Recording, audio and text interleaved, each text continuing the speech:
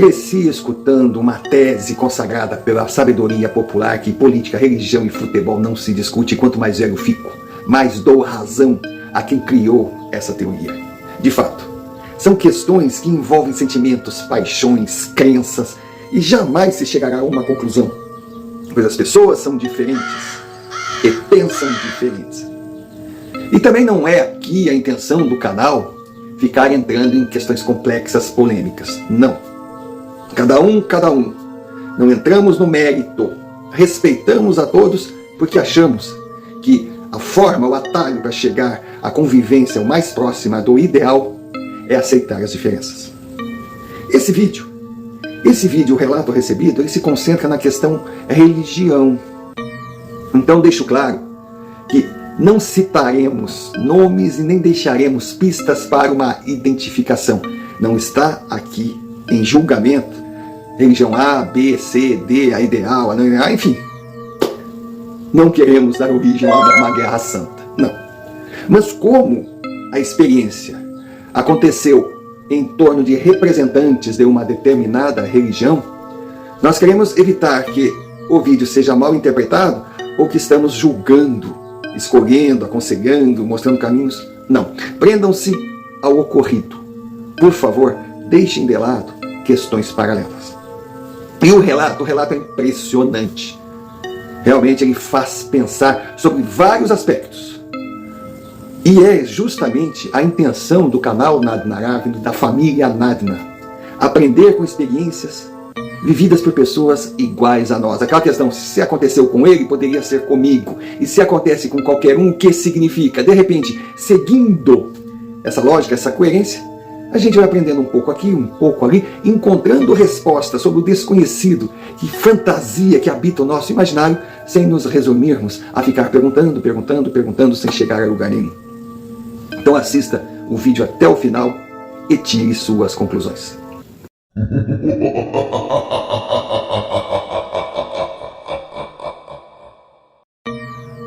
Olá, Romário, um abraço aos membros da família Nadna, do canal Nadna Aravino, que eu conheci há poucos meses e aprendi a gostar e respeitar por enxergar em vocês uma intenção honesta. Então hoje eu posso dizer que me considero um Nadna. O meu nome, seguindo as diretrizes do canal, vou usar um fictício, é Paulo Ricardo. E a experiência que eu vou contar agora, ela vem desde a época dos meus ancestrais. Mas eu acredito que eu tenha que correr toda essa árvore para que vocês possam entender o que ela significou na minha vida. O meu pai é de uma cidade pequena, onde toda a nossa família construiu sua história. Pelo que eu saiba, do meu bisavô para cá, com certeza. Antes, seria um chute meio forte, mas não vou me surpreender se ele também viveu nessa cidade. Uma cidade pequena, uma cidade provinciana, uma cidade do interior. Mas sabe aquela cidade assim, que a gente pergunta quantos habitantes ela tem? E o cara responde, olha, se o Simão não viajou, se a Maria já pariu, se o Alfredo não morreu, deixa eu fazer uma conta, eu acho que são 30. É por aí, muito pequena mesmo. Em uma cidade pequena eu classifico assim, vamos colocar 1.800, 2.000 pessoas. Aquela ruazinha principal, com um paralelepípedo, uma palavra terrível, no meio, que onde também é onde passa a estrada. Algumas ruas paralelas, outras perpendiculares, e sítios, um aqui, outro lá, outro acolá. Aí está a cidade. Nessa cidade existia o tradicional, o coreto, a pracinha, a prefeitura, a delegacia que servia só para enfeite, porque só dormia ali bêbado, só dormia ali quem perdia a chave de casa, crimes muito poucos, pessoas se conheciam, se respeitavam. Tinha também a biblioteca, a escola, o clube e a igreja. Na verdade eram 3 igrejas que tinham lá. E numa delas frequentava Alice. Alice e sua família faziam parte daquela igreja. Alice era uma bela jovem, uma mulher, mas muito bonita. Só que Alice, para os padrões da época, era a famosa balzaquiana, que já estava com 27 anos, ainda solteira, morando com pai e mãe. Imagine. Numa época que com 16, 17 anos, menina já tinha ido para o altar, já tinha parido, já era mãe, já era esposa, Alice, ela se mantinha naquela convicção que só se entregaria a um homem, que só namoraria, quando escolhesse aquele homem que realmente mexesse com os seus sentimentos. Alice era uma moça muito legal, todo mundo gostava dela, ela trabalhava no armazém do seu Onofre, lidava com o público, enfim, levava a sua vida dentro dos parâmetros, dentro dos conceitos que considerava que deveria ser o leme da sua existência. Alice gostava muito de ir à igreja, era temente a Cristo, respeitava a Bíblia, não era uma carola, não era uma fanática, mas acreditava e seguia certos preceitos. Só que de repente, do nada, surgiu o líder da igreja, vou botar assim, líder, que veio transferido para a cidade, que o antigo líder se aposentou. Pois bem, Alice começou a perceber uma inclinação não muito normal do novo líder. Nada contra a religião, porque religião, como qualquer setor da vida humana, das relações humanas, tem gente boa e gente não tão boa. E aquele novo líder parecia bem estranho no olhar, no falar, no tocar. E Alice se sentia incomodada com um certo assédio daquele líder, que logo cativou todos os fiéis. Mas Alice tinha um pé atrás, claro que não comentava com ninguém, porque senão, além de ser chamada pelas costas de balzaquiana encalhada, que vai ficar para titia, também poderia ouvir aquelas piadas, é mal amada, quer chamar a atenção, ao invés de ficar levantando falso contra pessoas que representam a Deus, deveria encontrar um marido, enfim, ela ficava na dela. Só que aquela coisa assim foi crescendo, crescendo, crescendo. Ela foi até se afastando de algo que ela gostava muito, que era ir à sua igreja. Mas muito pouco tempo depois da chegada do novo líder, aparece na cidade um rapaz. Um rapaz que veio de cidade grande, mas ele tinha uma característica. Ele tinha sofrido um acidente e ficou com uma marca no rosto, uma marca pesada. Claro, não vou dizer aqui que era um monstro. Não, não era um monstro.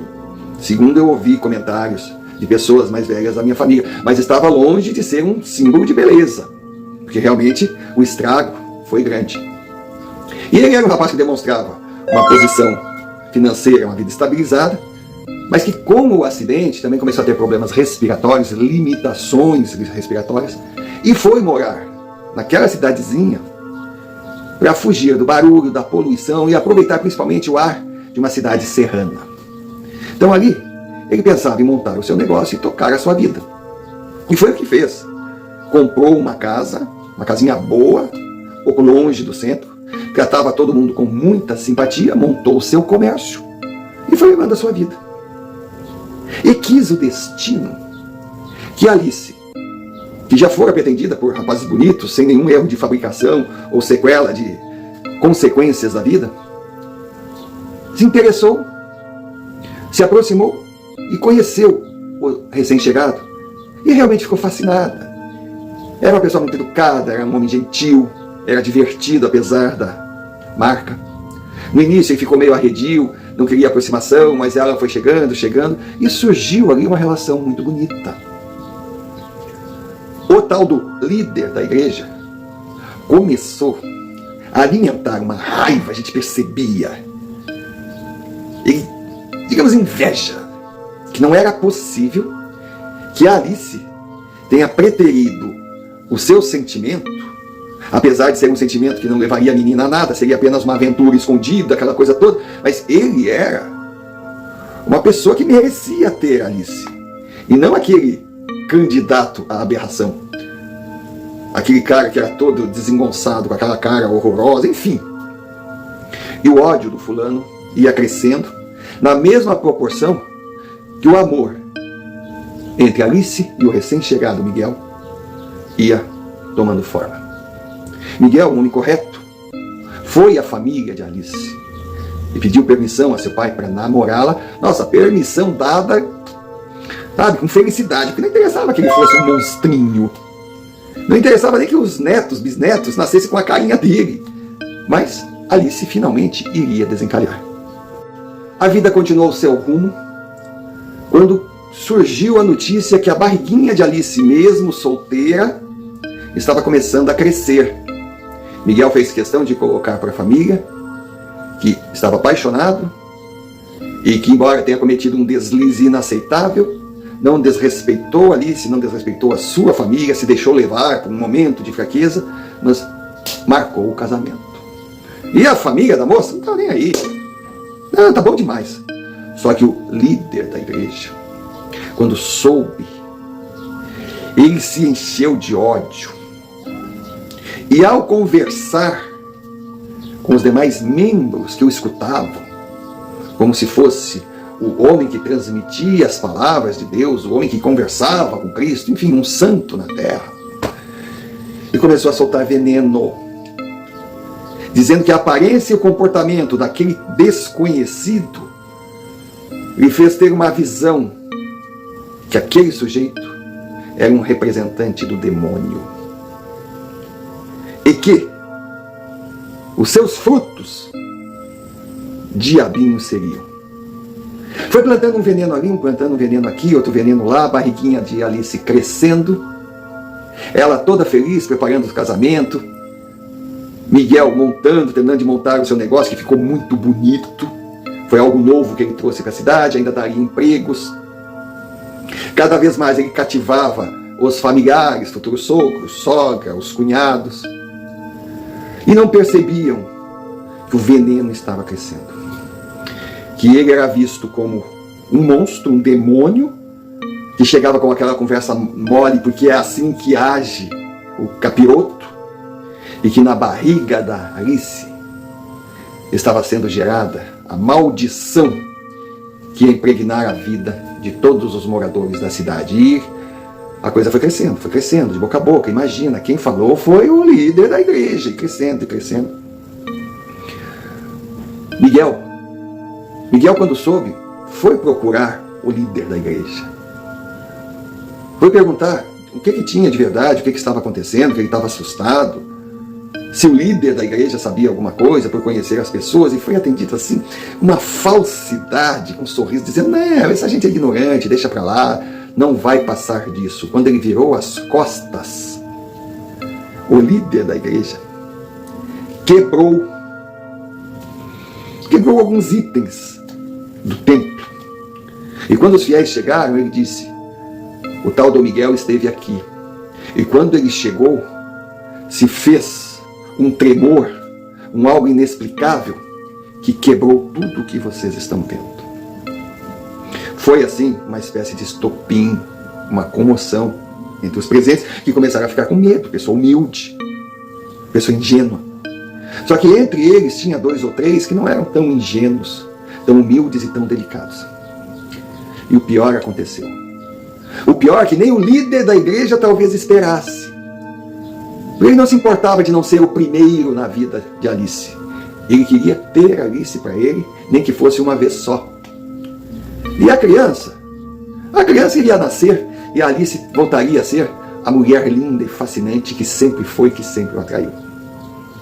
Só que Alice, chegando em casa, se viu cercado por algumas pessoas, já de uma determinada idade, pessoas meio que, sabe, fanáticas, que começaram a xingá-la, começaram a chamá-la de útero do inferno, que aquele demônio não podia nascer, porque a cidade tinha que ser protegida por Deus, porque, e eis que empurraram a jovem.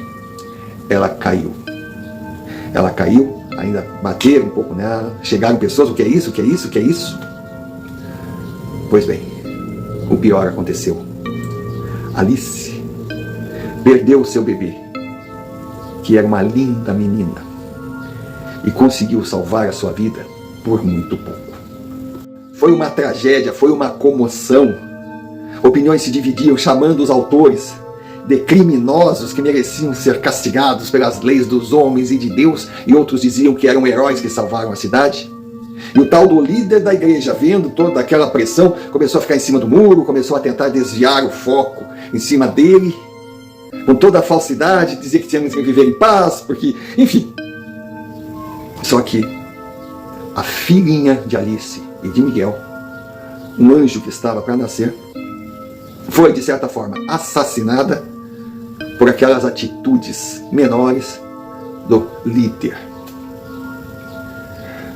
A coisa começou a crescer. Foi quando Miguel chegou, no momento que estava acontecendo uma celebração, e no meio da igreja chamou o cara: você é um criminoso, você é um louco, e isso não vai ficar assim. O covarde tentou se esconder atrás dos presentes que certamente o defenderiam, mas a atitude de Miguel foi tão forte que ele conseguiu chegar perto e enfiar a mão. Ele debulhou. Foi aquele deixa disso, aquele... Aí, lógico, que os defensores do líder da igreja quiseram partir para cima de Miguel. Ele foi retirado dali. Logo, foi feita uma queixa na polícia. Quando também ele chegou em casa, começou a ser cercado por pedradas, coisas do gênero, o seu comércio foi depredado. Ali, ele, de uma forma inadvertida, levado pelo ódio, por um sentimento justificável, ele assinou ser um representante do mal, do demônio, porque ele desrespeitou a casa de Deus. Aí o delegado foi atrás de Miguel. Quando Miguel se achou assim que a coisa ficaria pesada, que ele iria preso, o delegado disse: eu conheço essa gente, meu jovem. Vamos evitar o pior. Vá embora, deixe a cidade. Volte depois que tudo se acalmar. Não fique aqui, pois eu tenho medo de uma tragédia. Miguel foi em direção a Alice para tentar explicar, para tentar dizer qual a situação que estava acontecendo, no que ele se envolveu, que ele não aguentou, etc e tal, mas não conseguiu chegar. Miguel foi covardemente atacado e linchado no meio da rua, aos gritos de: estamos limpando a cidade das maldições do demônio. Matamos o fruto e agora estamos matando a origem. Foi horrível, segundo meu pai falou. Foi muito triste. Pois é, Romário. A que ponto pode chegar a ignorância humana? E a que ponto um líder com o dom da palavra pode se tornar nocivo na vida das pessoas? A cidade virou um pé de guerra. Estava difícil de conter, porque como aqueles que atacaram Alice e causaram a morte do seu bebê, como a reação de Miguel em partir para a briga dentro da casa de Deus, e o contra-ataque com fanáticos matando o rapaz como se estivesse fazendo valer a vontade do Criador, outros começaram a se indignar. E com certeza grupos antagônicos iriam surgir, e aquela cidade tão pacata, aquela cidade gostosa de viver, que todos se conheciam, que todos eram amigos, poderia virar um campo de batalha. Mas, terminada a semana, lá estava o líder da igreja se vitimizando. Lá estava ele com aquela conversinha de: vamos parar com isso, porque Deus não quer isso, o pior já passou, nós limpamos a cidade, mas não deveria ter sido feito assim, mas se foi feito assim, foi vontade do Criador. Blá, blá. De repente, ele parou. Ele parou e disse: valha-me Deus, o que é isso? As pessoas não entendiam nada, olhavam, só sentiam um vento que chegou, e sentiam um cheiro horrível. Só o líder da igreja e as crianças viam a figura. E as crianças nos diziam: nossa, que tio feio. Outras choravam de medo. E o líder se ajoelhou. Eu sabia que você era o Satanás, mas nós matamos você. Você não pode estar aqui, você tem que respeitar a casa de Deus. Saia daqui. Esse lugar não lhe pertence. Aí ouviu uma risada. E aquele ser chegou perto dele e disse: eu não entro na casa de Deus e não entro em casas que eu não sou convidado. Foi você que me chamou. E esse lugar que você comanda pode ser tudo menos a casa de Deus. Você me pertence, porque as suas atitudes fizeram que eu pudesse tomar posse da sua vida, da sua alma, e dava risada. O tal do líder enlouquecido gritava: sai daqui, sai daqui. E aí sim começou a quebrava tudo, telha voava, era uma coisa absurda. Aquelas velas caíam, apagavam, Era um festival de horrores, as pessoas saíram correndo. Aí o homem simplesmente gritou assim: por favor, Miguel, vai embora da minha igreja. E a figura dizia: e quem disse que eu sou Miguel? Miguel só foi um jovem injustiçado por sua.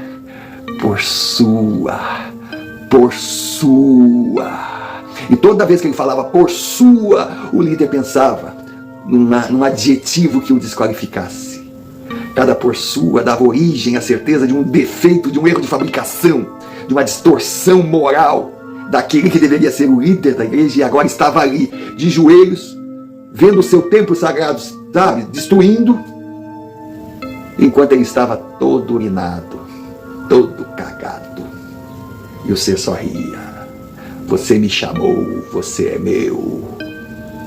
Nesse meio tempo, claro, diante de toda aquela situação, foram chamar a polícia, foram chegando pessoas, e o monstro simplesmente disse: estou indo, mas vou voltar. Você é meu, você me chamou. A cidade virou um campo de curiosidade, de medo, de indignação, de arrependimento. Ficou o centro dos centros de uma bomba a explodir. Ninguém sabia mais o que pensar e o que não pensar. E Alice só pensava na sua filha, no seu futuro marido, na sua felicidade que lhe foi tirada.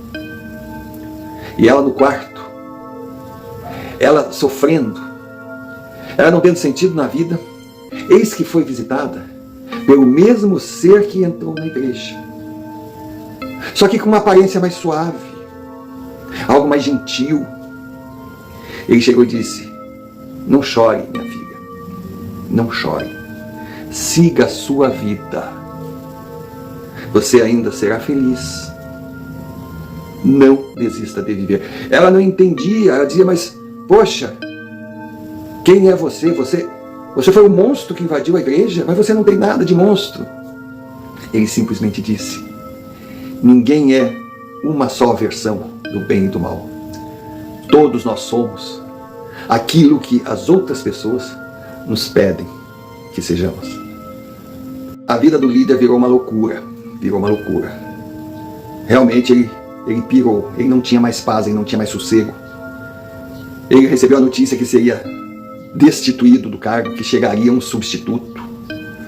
E aí, revoltado, cheio de ódio, ele foi até Alice e simplesmente: você é a culpada, disse ele, sua ordinária, bastava ser minha, eu te faria uma mulher feliz, você preferiu aquela aberração, você, sua maldita.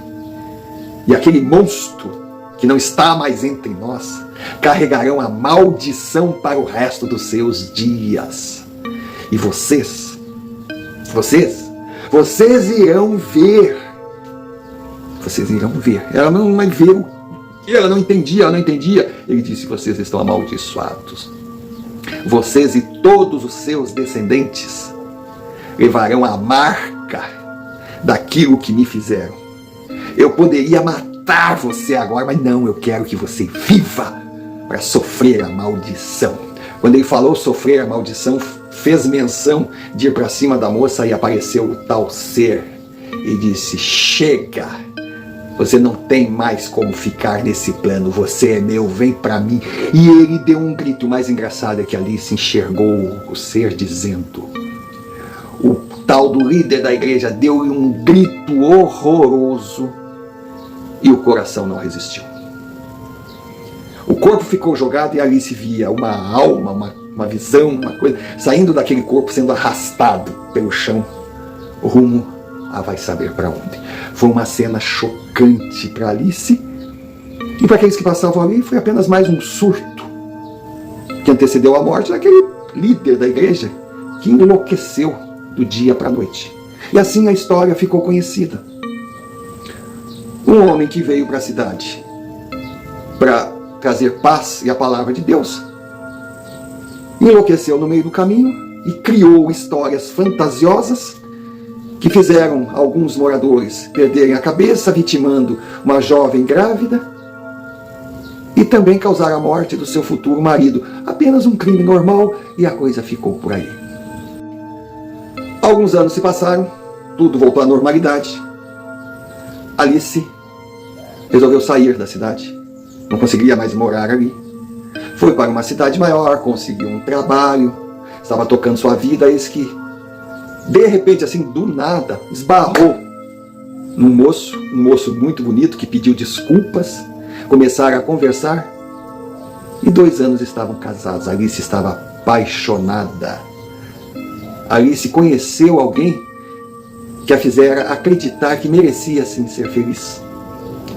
Aí vocês podem perguntar, como é que eu sei esses detalhes todos? Afinal, onde eu me encaixo nessa história? Pois bem, esse rapaz, o Sandro e Alice, casaram e logo tiveram o primeiro filho. Leia-se, eu. Alice é minha mãe. E toda essa história foi contada por ela para mim. Aí eu disse que o meu pai era da cidadezinha, mas ela conheceu o amor da sua vida em outra cidade. Pois é. O meu pai nascer e se criar na cidade de Alice. Só que aos 11 anos, ele foi embora morar com uma tia após o falecimento do meu avô. E foi encontrar a minha mãe no movimento de uma grande cidade. E casaram. Casaram e eu nasci. Dizem que nasci um menino lindo, mas que logo fui acometido, fui atacado pela poliomielite, a paralisia infantil. E hoje eu sou um homem de 32 anos. Hoje eu sou um homem que, apesar das minhas deficiências físicas, dos meus problemas de locomoção, as minhas limitações, trabalhei, estudei, casei. E juntamente com a minha mãe, vivi e com certeza viverei o resto dos meus dias com a mesma dúvida. Seriam as minhas deficiências apenas consequências da maldição? Estaria certo aquele maldito líder de igreja que a minha mãe e todos os seus descendentes viveriam amaldiçoados e sofreriam as consequências, e que eu fui o primeiro? Será? Eu pergunto para o senhor, seu Romário, pergunto para você, Romário, pergunto para os nádinas, será? Não dá para dizer.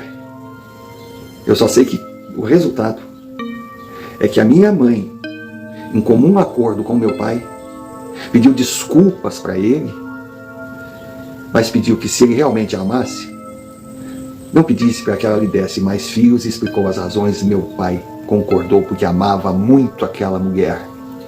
E estava feliz em ter a mim como filho, porque ele não enxergava meus defeitos, minhas falhas físicas, não. Eu era o seu filho adorado, um homem que só lhe trouxe orgulho. E a minha esposa teve a mesma atitude do meu pai. E nós somos um casal feliz, mas que também decidimos não ter filhos. Espero que entendam o porquê da decisão. Porque se realmente existe uma maldição que a gente não tem como acreditar 100% ou como negar, nós iremos cortá-la pela raiz e não deixaremos que mais e mais descendentes sejam vítimas de um crime que não cometeram. Volto a dizer, as minhas sequelas não tiraram de mim as chances de ter uma vida normal. Eu tive essa vida, eu tenho essa vida e sou feliz. Apesar das muletas, da cadeira de roda, das dores, eu sou feliz. Eu sou um homem realizado. Minha mãe é feliz porque é uma mulher realizada. E meu pai e minha esposa são felizes porque vivemos em harmonia. Mas não nos consideramos egoístas o suficiente para nos deixarmos levar pelo nosso desejo de ter descendentes, de ter filhos, de ter uma família cheia de crianças, podendo causar ou transformar em vítimas mais inocentes, que não devem nada para ninguém, e por isso não seria justo que tivessem que pagar.